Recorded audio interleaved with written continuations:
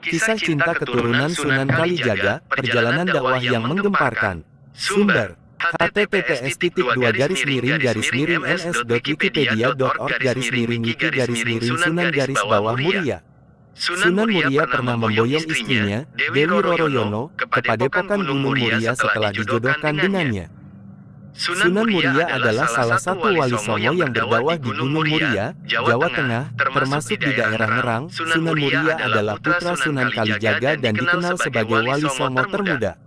Sunan Muria berdakwah dengan cara papangeli, yaitu dengan menghanyutkan diri dalam masyarakat. Sunan Muria menyebarkan Islam dengan menggunakan bahasa dan budaya lokal.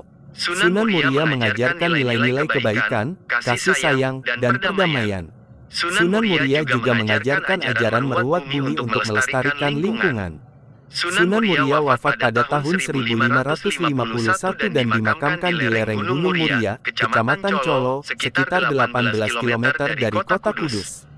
Sunan Muria dilahirkan dengan nama Raden Umar Said. Nama kecil beliau ialah Raden Prawoto.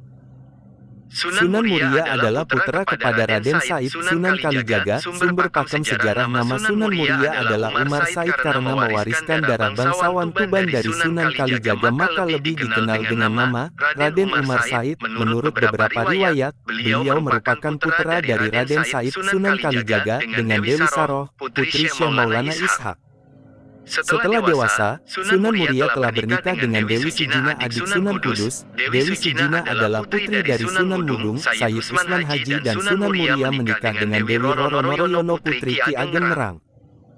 Sunan Muria menikah dengan Dewi Sijina dikaruniai seorang anak, Sayyid Syarifuddin, Raden Saridin, Syekh Jangkung, Waliullah Sunan Lando, dan dari pernikahan Sunan Muria dengan Dewi Roroyono dikaruniai 3 orang anak, yaitu Sunan Nyamplungan, Raden Ayunasiki, Pangeran Santri.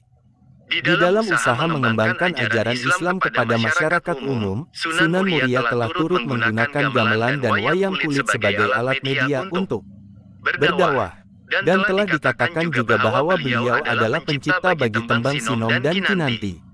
Nama Sunan Muria sendiri diperkirakan berasal dari nama Gunung Muria yang terletak di sebelah utara kota Kudus, Jawa Tengah, tempat dia dimakamkan.